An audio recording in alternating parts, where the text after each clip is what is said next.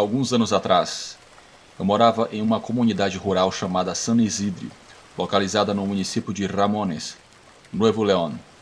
Após vários meses nos Estados Unidos, meu pai retornou com algum dinheiro para trabalhar em suas terras agrícolas, onde cultivava feijão e sorgo.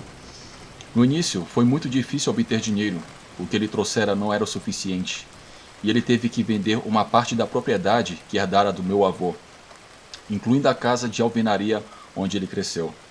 A situação tornou-se mais precária com o nascimento do meu irmão, e minha mãe teve complicações no parto, ficando delicada por muito tempo, incapaz de ajudar o meu pai. Sem dinheiro e enfrentando muitos problemas, ele construiu uma pequena casa de adobe, com o apoio que conseguiu através da assistência social. Em poucos dias, ergueu a casinha, cujas janelas eram cobertas com plásticos negros e papelão, permitindo a entrada de vento e poeira nas noites. Ele a construiu no meio do terreno cultivado, então, ao amanhecer, saía para trabalhar arduamente, retornando faminto e doloroso ao cair da noite, após um dia inteiro de trabalho. Minha mãe, como podia, o ajudava fornecendo comida e cuidando dele. Em uma certa noite, quando meu pai estava prestes a sair, minha mãe estava muito preocupada e pediu-lhe que não o fizesse, sentindo-se nervosa por razões desconhecidas, com um pressentimento ruim. Meu pai, ignorando seus avisos, despediu-se dizendo que voltaria logo, que estava quase terminando de preparar a terra, pedindo para ela não se preocupar. Mas minha mãe estava muito agitada, a ponto de permanecer acordada durante todo o tempo que meu pai estava fora, rezando e às vezes me fazendo orar junto com ela. Em uma dessas noites, meu irmão estava inquieto demais, chorando por razões desconhecidas. Ela o banhou, alimentou e até o abençoou com um ovo, mas ele não se acalmava. Desesperada, começou a orar com muita fé para que meu irmão se acalmasse. De repente, uma brisa começou a soprar do lado de fora, movendo os plásticos das janelas e fazendo alguns galhos caírem do teto de zinco, fazendo um barulho estrondoso. Subitamente, o som de algo muito pesado caindo no teto alertou a minha mãe e eu. Enquanto isso, os choros do meu irmão tornavam-se cada vez mais desesperados. Ao olhar para o teto, percebemos que algo tinha afundado devido ao impacto do que tinha caído. Com espanto, ouvimos algo caminhando de um lado para o outro, de uma esquina para outra, em cima da casa. O que quer que estivesse lá em cima, passava pisoteando o telhado de zinco, fazendo-o ranger. Minha mãe, enfurecida, levantou-se da cama para pegar uma vassoura e bater no zinco, tentando afugentar o que ela achava que era um animal, brigando e gritando. Depois de um tempo, ela ficou quieta para ouvir o som do vento e dos plásticos. De repente, um golpe muito forte, que fez tremer o teto, nos assustou a todos, e para aumentar ainda mais a nossa ansiedade, o que estava lá em cima também chiou. Depois pulou e ficou em frente à nossa casa. Minha mãe jogou a vassoura e correu para nos abraçar. Eu sentia muito medo. Tremia enquanto meu irmão não parava de chorar. Minha mãe apenas se agarrou a nós, rezando fervorosamente e olhando com olhos arregalados para a porta de madeira da entrada, pressentindo que algo ruim iria acontecer. Imediatamente, ela pegou um lençol e nos amarrou junto a ela. Depois, pegou uma Bíblia como se fosse se escudar do horror que viria a seguir. O que estava do lado de fora fazia barulhos estranhos como o de um animal. Eram grunhidos misturados com uma voz estranha, dizendo coisas que não entendíamos, como se estivesse se afogando. Grunhia e batia no chão fazendo um barulho como cascos de cavalo na terra. Depois de um silêncio prolongado, só podíamos ouvir a voz da minha mãe rezando. E de repente, um golpe na parede nos fez gritar. Aquilo corria ao redor da casa, arranhando e batendo nas paredes, como se estivesse tentando entrar. Aproximava-se das frágeis janelas, tentando quebrar o plástico sem sucesso, aumentando a frustração e a raiva daquela presença que emitia uns grunhidos caninos e que nos fazia estremecer. Não sei quanto tempo durou aquele inferno. Subitamente, o som do vento anunciou a chegada do meu pai e meu tio na caminhonete. Tudo parou. Os ruídos, os golpes e os gritos. Apenas se escutavam os choros do meu irmão e a voz retumbante do meu pai que gritava perguntando pela minha mãe. Ao ouvir isso, minha mãe se levantou, mas antes de sair, espiou por uma fresta para garantir que nada a atacaria.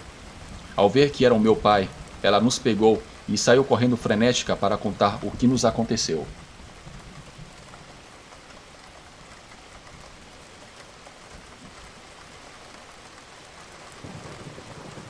Os homens surpresos e incrédulos ouviam atentamente a minha mãe.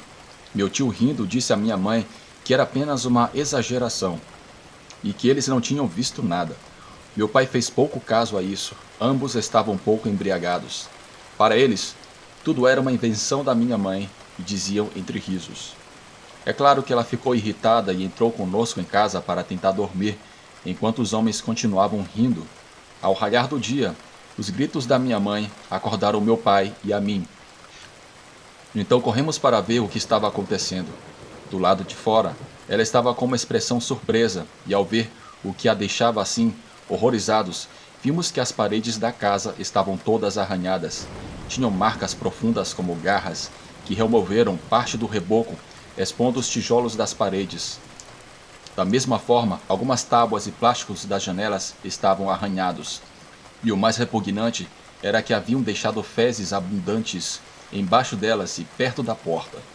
Meu pai, ao ver toda aquela invasão, ficou furioso e entrou em casa para pegar sua pistola, que uma vez herdara do avô e que ainda funcionava bem, apesar de ser antiga. A partir de agora, estarei armado, e você, Rosa, cuide das crianças. Se vir algo, não saia, ordenou meu pai, enquanto saía em direção ao caminho para buscar o meu tio. Minha mãe ficou preocupada e começou a trocar os plásticos das janelas. Enquanto fazia isso, percebi que havia pedaços de palma benta e orações com santos impressos nos batentes. Depois, espalhou água benta pelos cantos e ao redor da casa. Com nojo, limpou as fezes e as jogou longe, além do caminho. Durante todo aquele dia, ela estava ansiosa para que chegasse a noite e o horror não se repetisse. Meu pai nos contou depois que, naquele dia em que foi buscar meu tio, parou em uma mercearia dos vizinhos para tomar café com pão. A vizinha era uma mulher mais velha que morava na região há muito tempo. O marido dela também era agricultor. Enquanto tomava seu café, ouviu a vizinha conversar com outra mulher, perguntando se ela tinha conseguido dormir bem na noite anterior. A vizinha, respondendo aflita, disse que não. A vizinha mencionou que tinha sido uma noite pesada, acordando constantemente por causa de algum animal estranho do lado de fora da casa. E ela perguntou ao meu pai: "Como vocês dormiram, vizinho? Como está Rosa e as crianças?" Meu pai apenas respondeu que estávamos muito inquietos. A vizinha então disse que seus cães latiram a noite toda, talvez por causa de algum animal. Outra vizinha que chegou para comprar na mercearia revelou que em sua casa as coisas estavam piores. Seu marido ouviu muitos ruídos no quintal e, ao sair para ver o que era, viu a sombra de uma pessoa correndo rapidamente entre os terrenos, vindo do terreno do meu pai. O relato da vizinha deixou meu pai pensativo.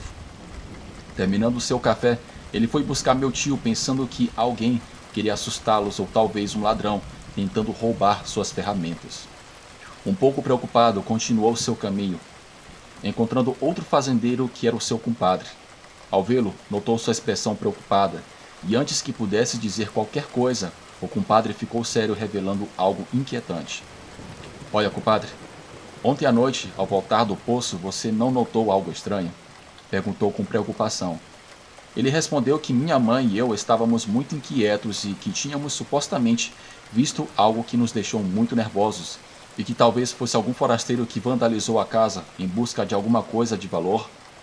O compadre disse que muito cedo ele foi acordado, levantou para fazer suas necessidades e, como não conseguia voltar a dormir, subiu no telhado de sua casa para fumar e ouvir música em seu gravador.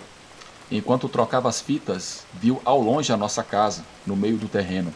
De repente viu um tipo de animal grande correndo, não conseguindo distinguir o que era. O animal estranho. O mais estranho é que o viu correr diretamente para a sua casa e se esconder em uma vala onde corre a água dos esgotos dos outros vizinhos, deixando um rastro de cheiro repugnante que lembrava o odor que os mendigos exalavam quando passavam muito tempo sem tomar banho. "Você deve ter muito cuidado com sua família, compadre, especialmente com seu bebê", alertou o compadre ao meu pai. Meu pai ficou pensativo e muito preocupado. Ele continuou seu caminho, e ao chegar na casa do tio, sua expressão já era outra. O tio morava em uma grande propriedade onde muitos fazendeiros guardavam ferramentas e insumos para o cultivo, em troca de uma pequena taxa. Além disso, ele alugava pequenos quartos onde os trabalhadores temporários ficavam, contratados de vez em quando pelos agricultores da região. Meu pai, muito preocupado, contou tudo o que ouviu e que o compadre disse. Eles não compreendiam muito bem o que estava acontecendo. Diziam que provavelmente havia sido um dos trabalhadores temporários que foi espiar a minha mãe, ou talvez forasteiros que passavam pelo caminho que levava para Ramones. Mas um animal seria impossível. Sem saber como agir, decidiram que naquela noite ficariam perto da casa para vigiar e talvez pegar aquele intruso. Para isso, ambos estariam armados. Naquela mesma noite, eles deveriam voltar ao campo com equipamentos e antes de fazer isso, meu pai advertiu a minha mãe para trancar-se bem. Para isso, meu tio deu a ela umas tábuas com as quais ele reforçou as janelas e as portas da casa. Rapidamente, o tio e meu pai deixaram as coisas para depois e voltaram para as proximidades da casa, onde ficaram desde a meia-noite, observando tudo ao redor, apesar da escuridão. A luz acesa na casinha lhes dava uma ideia do que estava acontecendo ao longe. Era quase 2 da madrugada quando estavam prestes a voltar. Nesse momento, meu tio fica atento olhando para a casa. "Olha, Daniel", gritou assustado. Meu pai levantou os olhos surpreendido ao ver o que parecia ser um animal no telhado da casa. Um quadrúpede, um tanto estranho pelo tamanho e pela forma como se movia. O animal circulava a casa, indo de um lado para o outro, como se estivesse procurando uma maneira de entrar. Quase pulando, ambos correram com as armas na mão para confrontar o suposto animal. Estavam quase chegando e meu tio disparou para o ar para alertar a besta que se agachou no telhado. Ao chegar, meu pai entrou frenético. Minha mãe estava de joelhos com a Bíblia na mão, gritando de angústia, enquanto eu estava aterrorizado abraçando meu irmão. "Saia, temos que sair daqui", exclamou meu pai. Imediatamente nos levantamos e o seguimos, enquanto meu tio permanecia atento, apontando para o telhado e iluminando com uma lanterna. De repente, sem percebermos, uma sombra sai do teto, emitindo rosnados como de um cão feroz. Em uma ação rápida, aquilo pulou sobre nós, derrubando meu pai e arrancando meu irmão dos braços da minha mãe, que gritou aterrorizada ao ver que levava o meu irmão. Meu tio começou a correr atrás daquilo, enquanto meu pai se levantava freneticamente para segui-lo. "Não atire! Ele está levando meu filho!" gritava meu pai enquanto corria, tentando ver para onde a besta levava meu irmão. Eu ouvia tiros que meu pai disparava para o ar para tentar assustar o que tinha levado meu irmão. Aos poucos seus gritos deixaram de ser ouvidos e na escuridão da noite eu vi apenas as luzes de suas lanternas emergirem entre as árvores. Correndo em direção ao caminho, minha mãe histérica segurou no meu braço para correr atrás deles. Não sei por quanto tempo corremos, e ao ver um grupo de pessoas paradas no meio do caminho, senti que o chão se abria sob os meus pés. Minha mãe estava gritando por ajuda e todos começaram a procurar por toda parte alguma pista ou algo que indicasse onde estava o bebê. De repente, o compadre do meu pai se aproximou de todos para ouvir. De algum lugar vinham choros abafados que pareciam estar perto de onde estávamos. Pouco a pouco, caminhamos na direção dos sons, chegando a uma vala de águas negras. Meu pai rapidamente se meteu na lama negra e nauseante e depois se arrastou alguns metros dentro do tubo de esgoto. A única coisa que se via eram os pés do meu pai se movendo. Depois ele gritou para ser puxado e os homens entraram para tirá-lo. Ao sair, vimos com espanto que ele trazia meu irmão nos braços. Ambos estavam cheios de lama.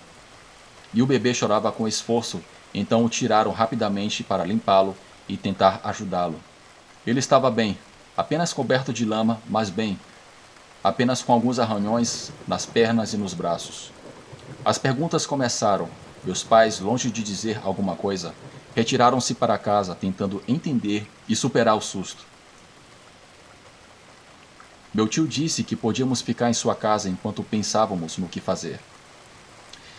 E assim o fizemos. Nos instalamos em um dos quartos que ele tinha. Naquela noite de horror, ninguém conseguiu dormir, cuidando das portas e janelas, atentos a qualquer barulho do lado de fora. Todos ficamos em alerta, mas aos poucos fomos adormecendo. Na manhã seguinte, meu tio e meu pai discutiam sobre o que tinha acontecido e como tudo aquilo foi estranho. A besta que viram não se parecia em nada com o que eles tinham visto antes. Este animal era muito estranho, agia com inteligência e determinação, características que um animal comum não tinha. Decidiram que deveriam caçá-lo, embora não soubessem como. Mas meu tio sugeriu voltar à casinha e emboscar aquela besta. Meu pai, no entanto, recusou-se categoricamente a nos usar como isca.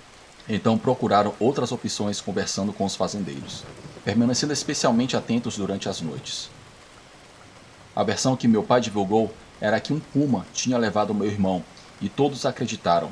Naquela época, chegou à cidade um parente do compadre do meu pai, um velho fazendeiro chamado Higínio. Ele havia morado muitos anos em San Isidro, e da mesma forma, tinha ido como pedreiro para os Estados Unidos. No entanto, ao ser deportado, voltou à cidade para ganhar algum dinheiro nas plantações e assim tentar passar novamente para trabalhar do outro lado.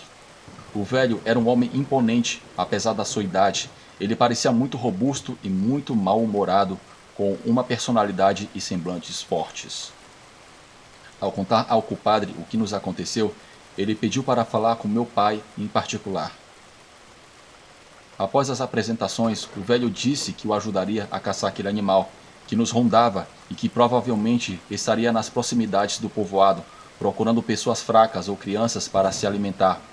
Meus parentes não acreditavam no que dizia o velho, mas ele pediu a oportunidade de provar que o suposto puma era algo mais do que isso. Meu pai não objetou nada. Claro, o velho pedia dinheiro para fazer o trabalho, mas, dada a atenção e tudo o que estávamos sofrendo, não hesitou em pagar o velho se isso encerrasse uma espécie de assédio invisível por parte daquele animal. Esta noite vamos caçá-lo. Preparem-se, armem-se, que sairemos ao monte, disse o autoritário velho. O velho pediu ao meu pai roupas do meu irmão, fraldas sujas ou qualquer coisa que tivesse o cheiro dele, para colocar como isca na casinha, enquanto eles esperariam em cima de uma árvore para emboscar o animal. Observaram que Higínio tirava as balas muito especiais para o seu revólver, com uma ponta de chumbo e cápsula de latão amarelo. Enquanto carregava a arma, meu pai observava como o velho rezava para as balas, que tinham marcas de cruzes. Passaram-se várias noites de tocaia, mas a criatura não apareceu. O velho disse então ao meu pai que o perigo tinha passado e que era melhor voltarem para a casinha para continuar nossas vidas, e assim o fizeram, embora depois soubemos que isso fazia parte do plano ousado do velho Higínio. Voltamos para nossa casa e a rotina que tínhamos continuou. Meu pai não saía mais à noite e ficava conosco. Por alguns dias, houve alguma ansiedade de passar novamente pela mesma situação, mas tudo permaneceu calmo até uma noite em que meu pai saiu para beber com meu tio e seu compadre, e o velho Higínio também os acompanhava. Aquele dia, em particular, haviam dispensado os trabalhadores temporários que retornaram da colheita, e havia uma festa de despedida na pracinha da cidade, localizada em um pátio comunitário que vendiam cervejas. A música do lugar e os gritos dos homens eram ouvidos ao longe. Minha mãe acabara de dar banho em meu irmão, e enquanto o amamentava, mandou-me estender sua toalha e a roupa molhada. Ao fazer isso, de repente, um cheiro horrível e nauseabundo castigou meu nariz. Era precisamente aquele cheiro podre do qual meu pai comentava. Ao virar, fiquei petrificado ao ver uns olhos amarelados, observando-me do telhado da casa. A figura de um animal, uma mistura entre cachorro e humano, que causava um grande impacto ao ser vista. A pele daquela criatura estava completamente coberta daquele lodo fedorento da vala. Eu queria gritar, mas meu grito se perdeu ao ver que aquela coisa se levantava do telhado, fazendo-o ranger. A tensão se apoderou de mim.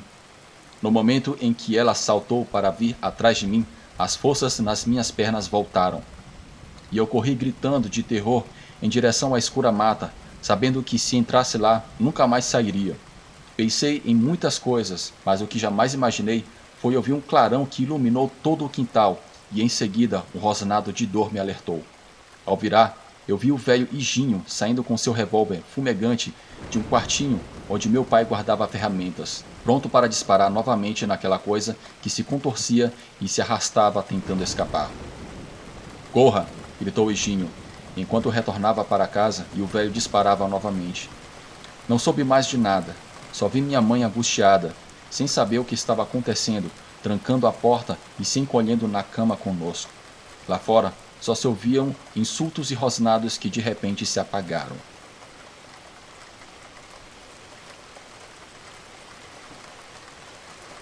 Não demorou muito para meu pai aparecer batendo na porta. Ao abrir, minha mãe estava histérica, repreendendo-o por muitas coisas. Meu pai nos tirou de casa para nos levar ao tio, mas Higinho pediu que não o fizesse. "Aqui estão mais seguros do que lá com Daniel." "Eu sei o que estou dizendo", disse o velho. Meu pai relutante seguiu o conselho do velho e, depois de garantir tudo, viram com espanto que o quintal estava cheio de lama, sangue e pelos. A fera havia fugido ferida, então correram para encontrá-la, seguindo o rastro até desaparecerem na vala. "Para onde leva esse esgoto?" perguntou Higinho. "Segue por todo o caminho até o arroio seco, mas passa por quase toda a rua. Não pode entrar nas casas", respondeu meu pai. Vendo que seria impossível encontrar a fera ferida nessas condições, o velho Higinho sugeriu ao meu pai que era melhor esperar amanhecer. "Temos que procurar durante todo o dia. Se estiver ferido, o animal revelará sua verdadeira natureza. Prepare-se, Daniel, você verá algo que não vai acreditar", acrescentou o velho. Meu pai não compreendeu completamente suas palavras. Ele voltou e não dormiu a noite toda. Pela manhã, as batidas de Higinho os alertaram. Era muito cedo e os galos começavam a cantar. "É hora. Você está com sua pistola?" perguntou o velho. Meu pai sacou sua arma e, com ela na mão, saíram para procurar o tio para que os acompanhasse, despedindo-se da minha mãe, que, angustiada, lhes deu a bênção. Meu pai disse, enquanto iam em busca do tio, o velho Higinho lhe contou sobre criaturas meio animais e meio humanas, que muitas vezes rondavam a região para roubar, ameaçar as pessoas, sequestrar as crianças e mulheres em geral, provocar medos nas vilas. Ele tinha enfrentado uma no passado e aprendeu muito sobre como matá-las graças a um curandeiro que era o seu compadre. Meu pai não entendia muito do que o velho dizia, mas dadas as circunstâncias, não sabia no que acreditar. Ele só queria estar em paz com sua família e que todo o horror acabasse. E quando chegaram até a casa do meu tio, ele já os esperava e sua mulher preparava café. Meu pai entrou na casa, mas Higinho ficou um tempo no caminho observando algo. De repente ele grita para os homens irem e apressadamente eles correram até o velho. Meu pai disse que aquele fedor horrível da besta chegou até eles. E ele ficou tenso, sacou sua arma e meu tio fez o mesmo com a dele. "Esperem", disse o velho.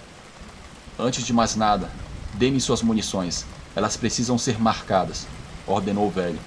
Obedecendo, entregaram as balas de suas armas ao velho, que as colocou no chão para jogar água benta que carregava em uma pequena cuia, e rezou sobre elas antes de devolvê-las.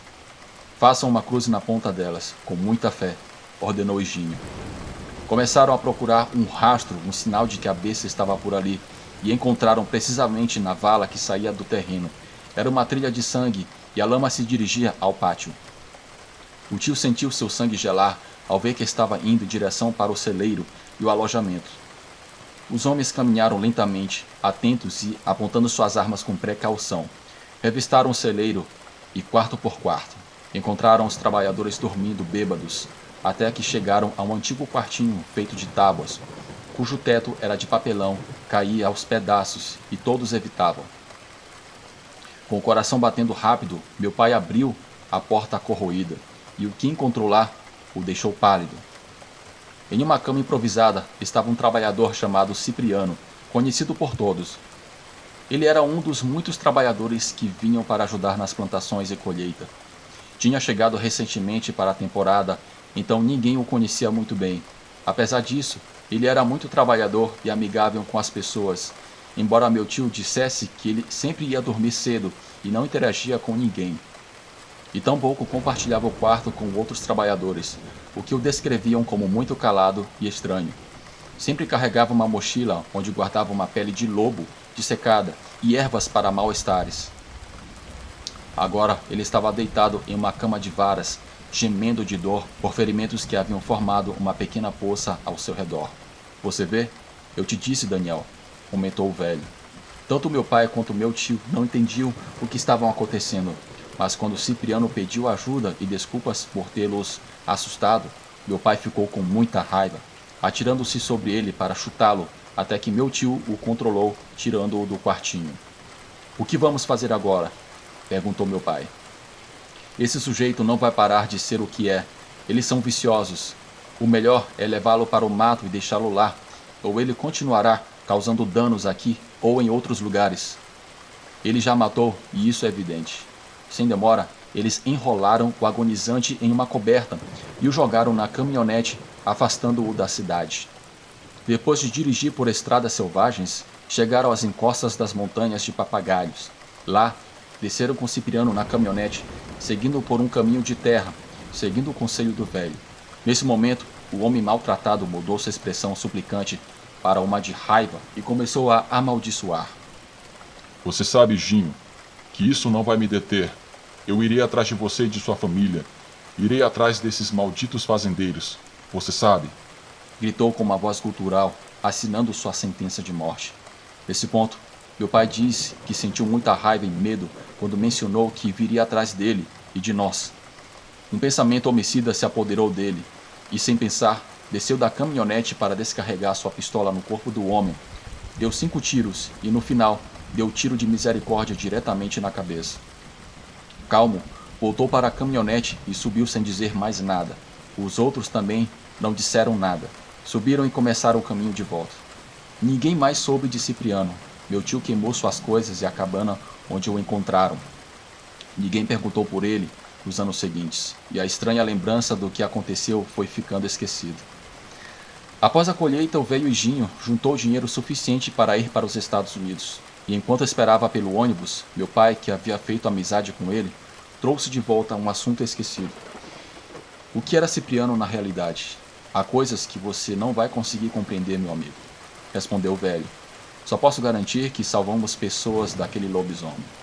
Fique tranquilo, não cometemos nenhum pecado, respondeu o Higinho. Ele se despediu do meu pai para embarcar no ônibus. Meu pai apenas ficou olhando o velho se afastar na poeira. E em sua mente surgiu uma ideia e, acima de tudo, a última palavra que Higinho lhe dissera: lobisomem.